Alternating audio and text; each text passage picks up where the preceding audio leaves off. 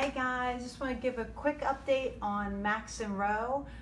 They go home tomorrow. Sorry, the lighting's really bad here. They go home tomorrow.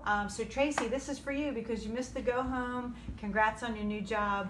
But I wanted to just give you an update. I know Mark is going to fill you in, but this is also so you can refer back to it. Hey Pat, just talking about Max and Rho.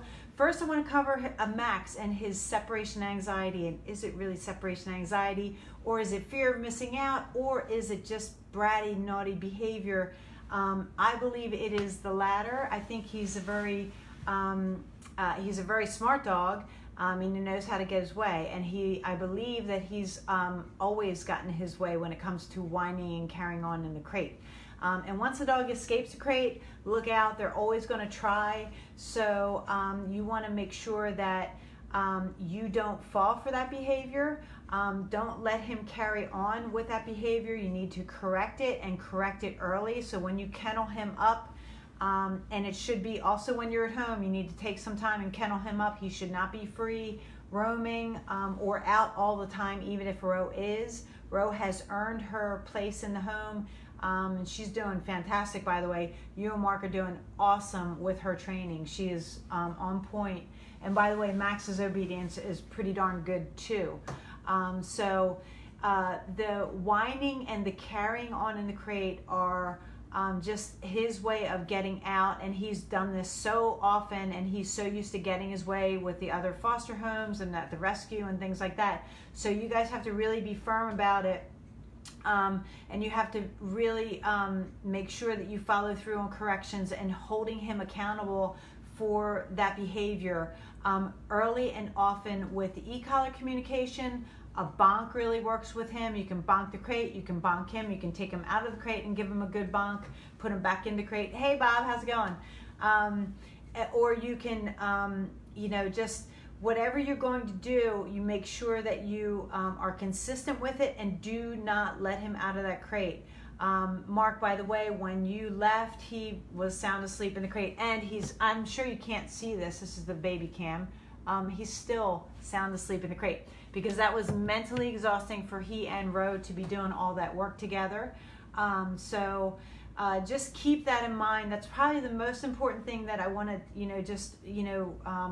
hit home with you guys, that you really follow through with that. Do not let him out of the crate and have at night to hang out with you, or he just continue to use that crate always, because he has shown me some really not good behavior, just if he doesn't get his way, like taking corrections. Tracy, Mark and I already talked about that, but corrections are something that he's not a big fan of. But listen, he's got to take those corrections because they are teaching him that his behavior is not acceptable, and you can't just put your teeth on somebody when they correct you. So, and that was early on, and he's shown better decisions. But just so you know some of the things that you're facing when you go home. As far as the two of them, Rho and Max, getting along together, just continue to make this a slow process. There's no reason to rush things with Rho because she's, she really is very, very suspicious of other dogs, not a big fan. And, she's very curious about him, and they've, for the most part, have been very good together, but they have not been just off leash, like, meeting like that. That's not going to happen. They do need to, in my opinion, be muzzled just for safety.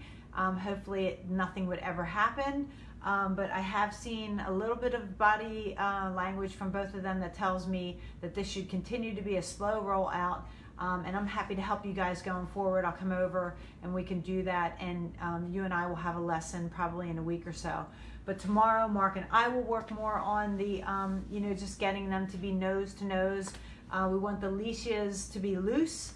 They're not muzzle conditioned yet. Rhoda's also almost muzzle conditioned. Max, we need a muzzle his size, but he's going through the conditioning process, but he still needs a muzzle his size. And I think they both should be muzzle conditioned anyway, just because Rhoda had such a bad experience at the vet. So it's always a good idea to condition your dogs to the muzzle. Just makes life a whole lot easier, so they're not freaking out when you do have to put one on them if they ever get injured. or in this case, introduce them, and we don't want any fighting, right? So when they come home, you are going to be just continuing the place work really close together, but being smart about it, using a back tie if you need to. I have had either one or both of them on a back tie when they're working place, and I'm present at all times. So make sure that when you're doing that, you know, you are present, or at least have them on back ties so they cannot get off of place and go after one another. Not that they would, not that they have, you know, but it's just they have shown me some behavior, body language that, you know, things are, you know, they both want to be the dominant one, and it's like that can't be. So when Rho and Max first had their greetings, after some training, it was like deep into training, we had them meet, and Rho, you know, did the, you know, the head over his, and then he kind of like froze, and then he was like, he did some posturing that gave me an indication that I wasn't too comfortable with. And then today, you know, Mark and I, when we did some of the training with them face to face, they sniffed each other, they got close, and then there was a little bit, it's very subtle body language, so you really, sure, no problem, Pat, I'm glad it's helpful, but you really do need to be watching the body language when you introduce them. So whoever is holding whichever dog, you know, Mark will have Max, and then Tracy, you'll have Rho. Watch her body language, because she's telling you things with her ears. You know, look at her snoot more than her tail. It's not just the tail. Don't look at the tail. You know, is the body language, you know, rigid? Is she trying to put her head over his? Is he trying to do that back to her? You know, does he freeze? Is she freezing? Like, look for the subtleties, and we'll talk more about this. But anyways, wanted to give you an idea of where we left off in training today. It went really well. I was super happy with both of them. They did really excellent work, and Mark, you did too. And then Tracy, Mark's gonna, I guess, teach you like what we went over today, and also tomorrow.